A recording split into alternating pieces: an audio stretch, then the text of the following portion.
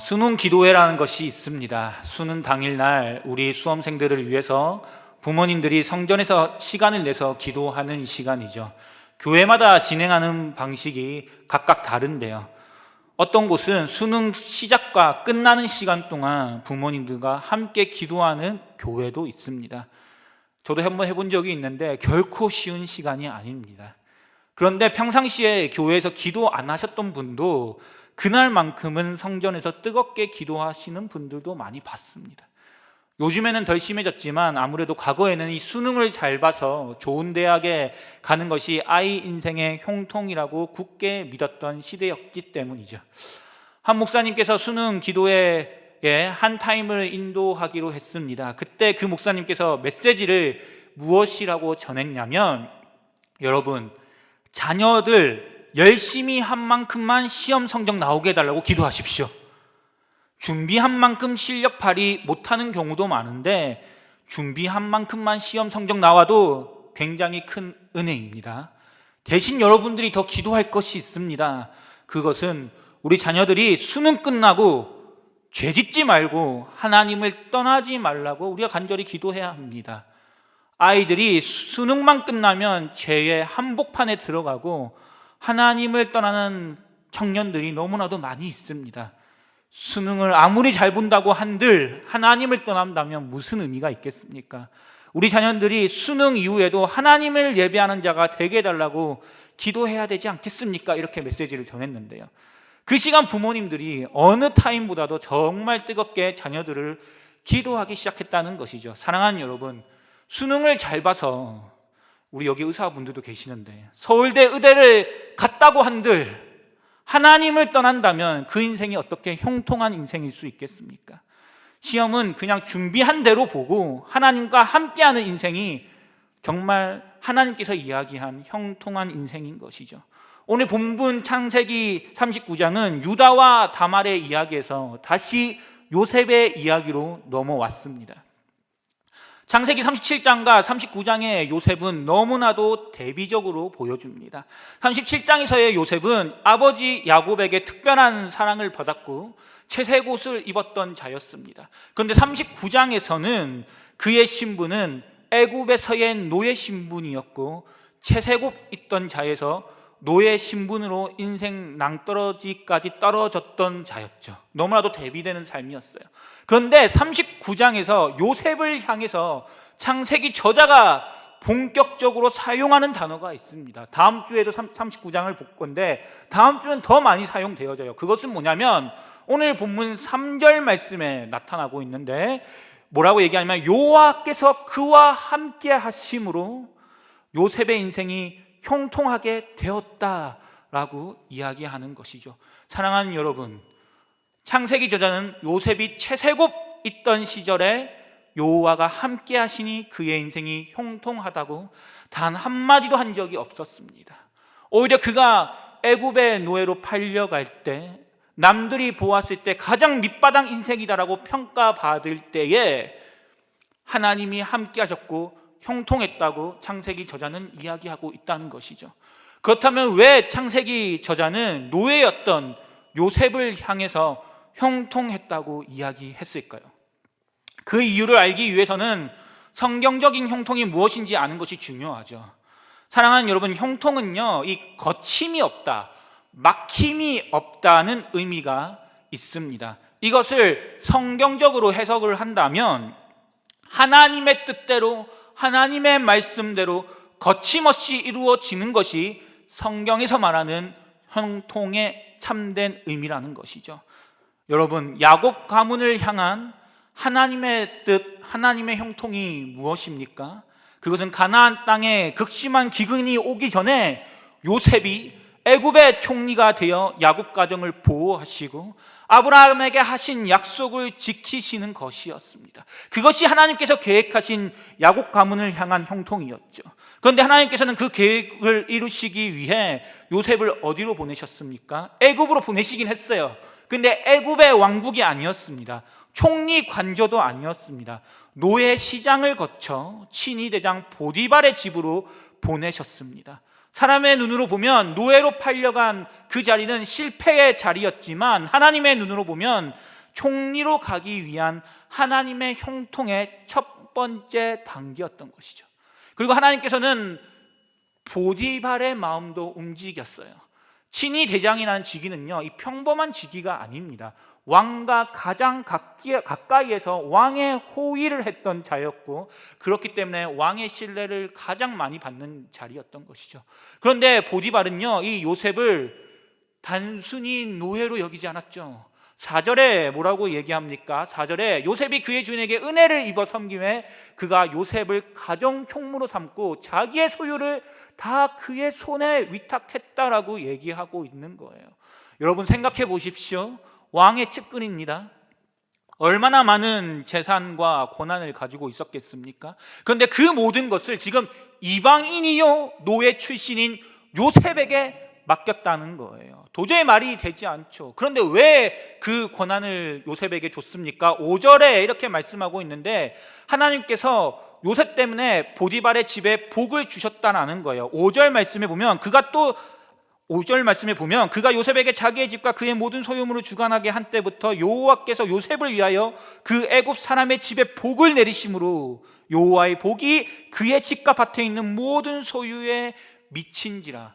왜 지금 보디발이 요셉에게 어마무시한 권한을 줬습니까? 그것은 요셉을 통해 보디발의 집에 하나님의 복이 임한다는 것을 보디발이 보았기 때문이죠. 이 정도 되면요, 보디발의 눈에는요, 이 요셉이 복덩이입니다. 그러니까 6절에 보시면 지금 보디발이요, 자기가 먹는 음식 외에는 간섭하지 않았다라고 말씀하고 있는데요. 그렇다고 한다면 왜 자기가 먹는 음식만 제외했겠습니까? 고대 사회에서는 음식에 독을 타서 생명을 위협하는 일이 종종 있었습니다. 그러니까 지금 보디발은 자신의 생명과 직결된 음식 문제를 제외하고는 모든 것을 다 요셉에게 맡겼다는 겁니다. 그만큼 요셉을 신뢰했다는 뜻입니다. 왜 그렇습니까? 바로 요셉을 손을 대는 일마다 하나님께서 복을 주셨고, 보디발의 눈에도 요셉이 단순한 노예가 아니라 하나님의 형통과 하나님의 복과 연결되어 있다는 것이 보였기 때문에 보디발도 요셉을 그냥 노예의 신분이 아니라 가정 총무로 삼았다는 겁니다. 사랑하는 여러분, 사람의 눈으로 보면 요셉은 노예였습니다. 그러나 하나님의 눈으로 보면 요셉은 하나님의 계획 속에서 한 걸음씩 준비되어지고 있었다는 겁니다. 보디발의 집에서 집안을 맡아 관리하는 경험은 훗날 애굽을 다스릴 요셉을 준비시키는 시간이었던 것이죠. 하나님은 요셉을 낮은 자리에서부터 훈련시키고 계셨던 겁니다. 그런데 세상은 이 주의 자녀가요, 형통의 길을 걷도록 가만히 두지 않습니다. 하나님의 뜻대로 살아가려는 자들을 넘어뜨리려고 하는데 어떤 방법으로 넘어뜨리느냐? 우리가 보통은 이 고난이나 유혹을 통해서 약속의 자녀들이 이 형통의 길에서 벗어나도록 시험하는 경우가 많이 있습니다. 특별히 성경에서 이 유혹을 이겨내지 못해서 넘어진 인물이 얼마나 많이 있습니까? 아담과 하와가 이 뱀의 유혹을 이기지 못해 하나님의 창조 질서가 무너지기 시작했고, 다윗과 솔로몬도 유혹을 이기지 못해서 영적으로 완전히 무너지는 모습을 보여줍니다. 제가 이전 사역지에서 결혼 예비학교를 준비한 적이 있습니다. 그때 용인에 있었던 유명했던 가정사역자들 강사로 이렇게 은혜로 모실 수가 있었는데, 한 번은 제가 여성 강사님을 모시고 엘리베이터를 탔는데, 제가 키가 크고 나이가 좀 어려서 그런지는 몰라도 저를 딱 처음 보시는데 하는 말이, 목사님은 여자만 조심하면 되겠어요? 이 말이 하시는 거예요. 그 제가 네? 이렇게 하다가 너무 당황도 하고, 제가 그때 결혼 1년 차였거든요. 결혼 1년 차. 이제 신혼부부 정말 뜨겁게 사랑하고 잘 살고 있는데 이런 이야기를 들으니까 어이도 없고 억울하기도 하고 기분이 별로 그렇게 좋지가 않았는데, 나중에 시간이 지나서 생각해 보니까 그분이 강사로 정말 한 수십 년을 했었는데 사역하면서 얼마나 좋지 않는 모습을 많이 보았으면 처음 본 사람한테 이런 이야기를 하셨을까, 이런 마음이 들면서 그냥 주님의 음성이다라고 제가 받아들였습니다. 그냥. 네. 사랑하는 여러분, 대한민국 사회는 어떻습니까? 21세기를 살아가는 한국 교회 성도들은 고난 때문에 믿음이 무너집니까? 아니면 유혹 때문에 믿음이 무너지는 경우가 많이 있습니까? 갑자기 새벽 기도에 안 나오다가 열심히 새벽 기도에 나오신 분들 특징이 열이면 열, 고난 때문에 나왔던데요. 네. 인생 가운데 어려움이 있고 힘든 일이 있으면 우리 한국 교회 성도들은요, 이 민족은 그리고 기도의 자리에 나오는 그런 습성이 있는 것 같아요. 근데 그렇게 열심히 기도하다가 기도의 자리에 안 나오는 거예요. 왜 그렇습니까? 고난의 문제가 해결되면 또 기도의 자리를 안 찾더라고요. 오히려 사실은 고난이 우리의 믿음을 흔들기보다는요, 유혹 때문에 우리가 믿음이 무너지는 경우가 너무 많이 있죠. 특별히 대한민국 사회 고도로 경제가 발전한 사회죠. 이 사회 속에서 우리는요, 먹지 못해서 불행한 사람들은 거의 없습니다. 그렇다고 한다면 무엇이 우리의 믿음을 흔드냐는 거예요. 그것은 다름이 아니라 세상의 여러 가지 유혹이 우리의 믿음을 시험하고 우리의 믿음을 강력하게 무너뜨리는 사단의 강력한 시험이라는 것이죠.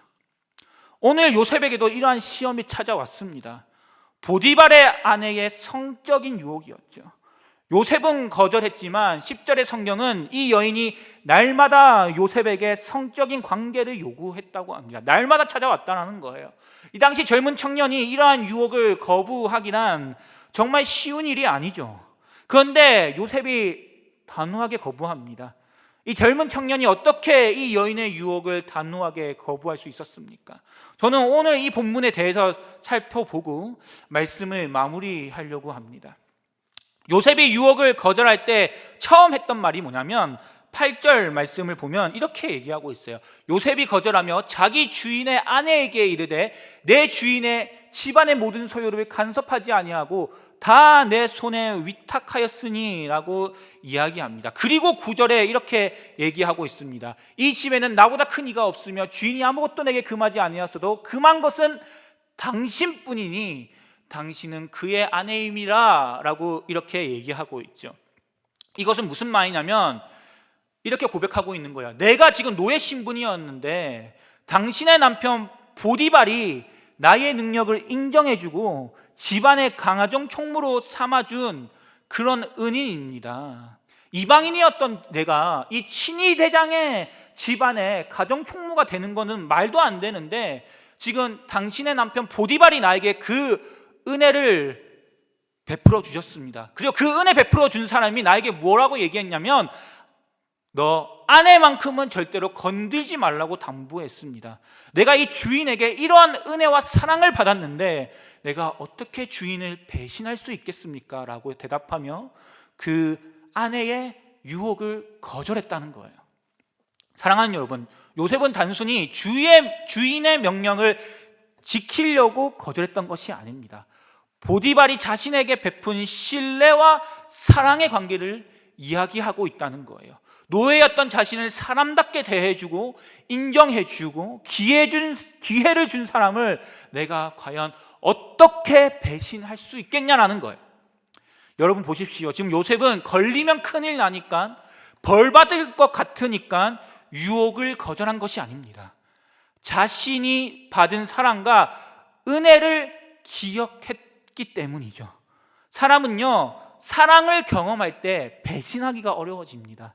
신뢰를 받을 때 그 사람을 함부로 행하지 않아요.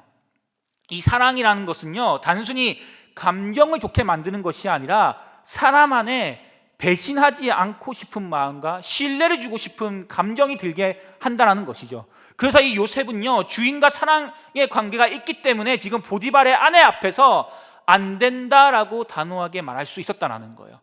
여러분, 계속 하지 말라고 잔소리한다고 해서 사람이 안 하던가요? 여러분들 배우자들 바라볼 때에 정말 이 하지 마라는 잔소리 얼마나 많이 해요. 그런데 그거 많이 한다고 해서 하지 않던가요? 저도 저희 사모랑 있을 때 하지 마라고 단순히 얘기 많이 하면 솔직히 잘 하지 마가 아니라 그냥 더 하고 싶더라고요. 네. 그래서 한 번은 그래도 이제 성령의 충만함을 받고 기도를 하다가 관계는 좋습니다. 근데 근데 어떤 생각이 들었냐면, 여보, 내가 정말 잘하겠다. 근데 아들에게 주는 사랑의 50%만 나에게 좀 사랑 좀 해줘. 제가 이렇게 이야기를 한 적이 있습니다. 여러분, 배우자와의 그 관계는요, 사랑의 신뢰 관계가 깊어질 때 서로 믿어주고 더욱더 의지할 수 있는 겁니다. 저희 장모님이 8살짜리 위탁 아이를 키우고 계시는데, 이 아이가 어렸을 때부터 이 친부모한테 정말 한 3번 정도 버림을 받은 아이라서 상처가 되게 많이 있고 정서적으로 굉장히 불안한 아이예요.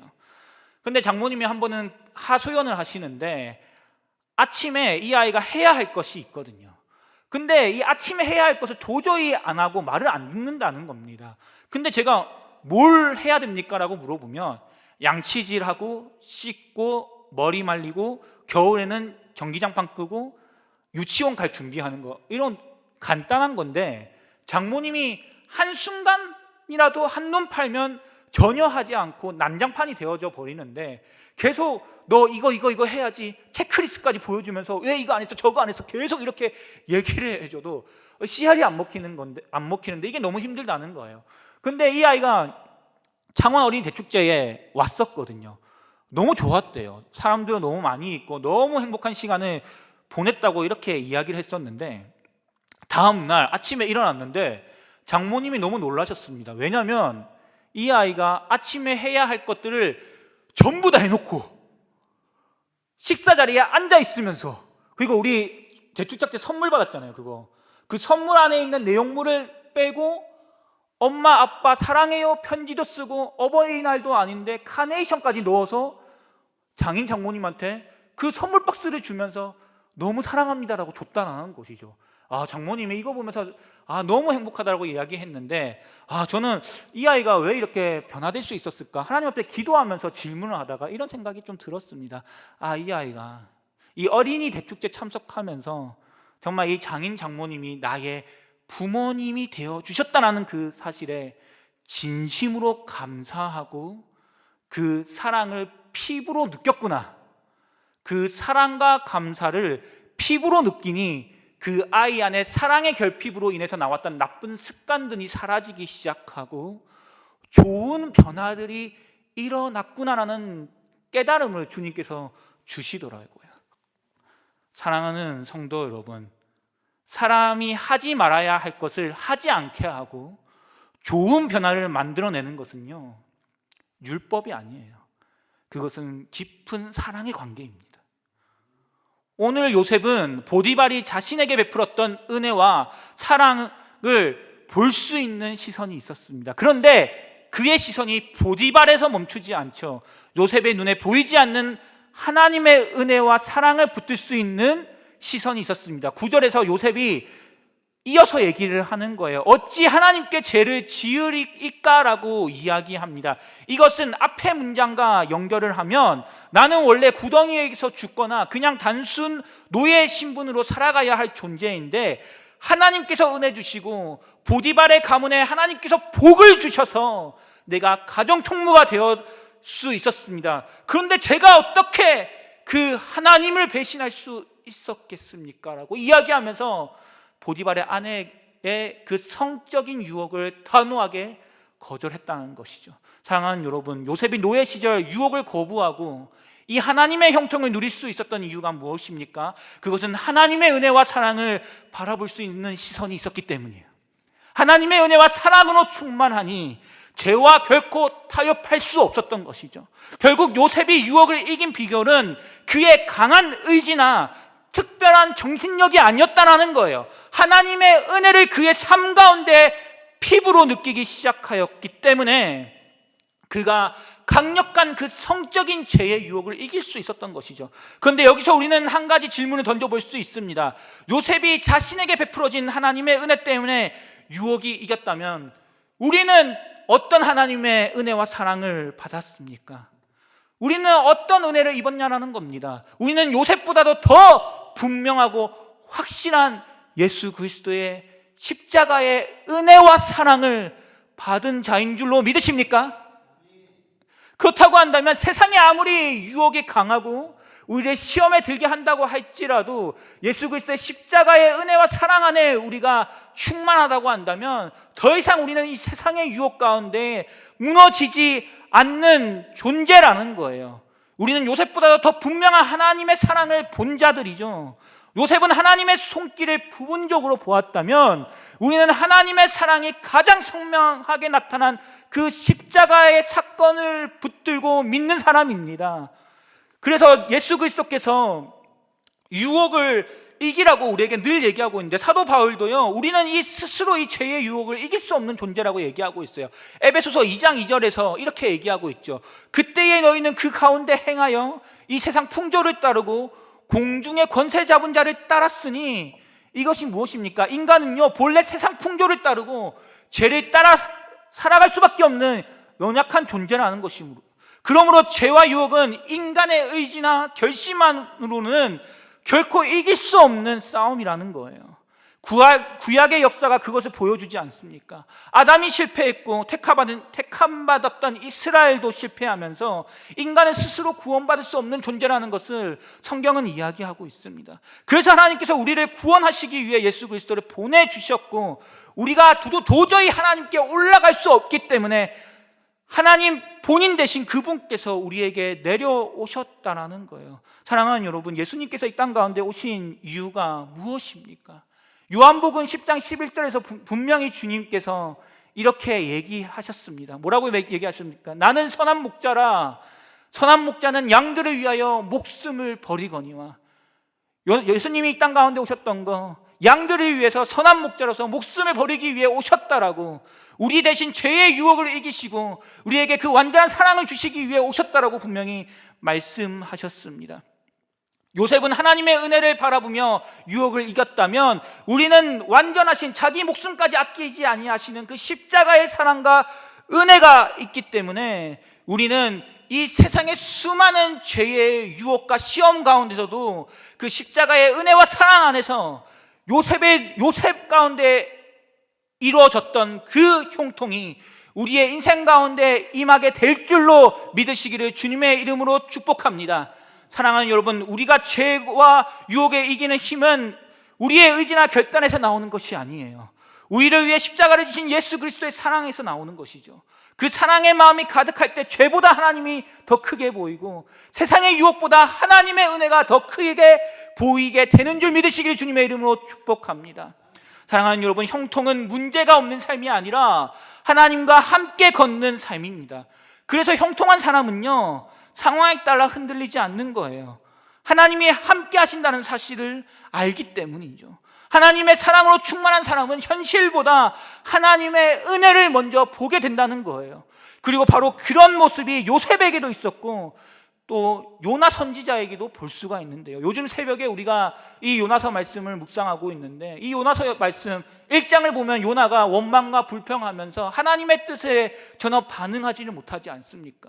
근데 그가 요나서 2장에서 물고기 뱃속에 있을 때에 그가 여호와를 진심으로 찬양하기 시작하고 하나님 앞에 정말 감사하기 시작하고 구원자 되신 여호와를 경배하기 시작하는데, 요나가 이 물고기 뱃속에서 진심으로 여호와께 감사하고 찬양하고 예배할 수 있었던 이유가 무엇입니까? 요나서 1장 17절에 분명히 하나님께서는 요나를 위해서 이 물고기를 예비하셨다고 했는데, 요나가 그렇게 물고기 뱃속에서도 하나님을 예배하고 찬양하고 감사할 수 있었던 것은 물고기를 보았던 것이 아니라 물고기 뒤에 계시는 하나님의 손길, 정말 하나님께서 내가 바닷가 가운데 익사할 줄 아시고 이 물고기를 예비하셨다라는 하나님의 은혜와 사랑을 볼 수 있었기 때문에 그 비린내가 나고 답답한 그 물고기 속에서도 하나님을 예배하고 찬양하며 감사할 수 있었다라는 사실입니다.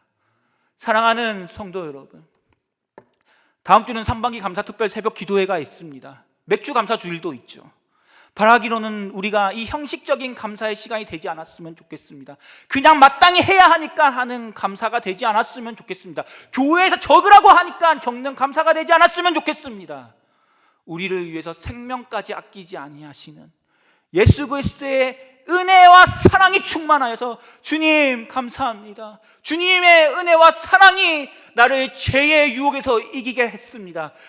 주님의 은혜와 사랑이 나를 하나님의 형통으로 갈 수 있게 하였습니다. 주님의 은혜와 사랑이 나를 하나님의 자녀답게 살아갈 수 있게 하셨고, 앞으로도 주님께서 나를 인도하여 주시고 지켜주시고 보호해 주실 줄로 믿습니다라는 구원의 감격으로 인한 감사의 시간 되시기를 주님의 이름으로 진심으로 축복합니다.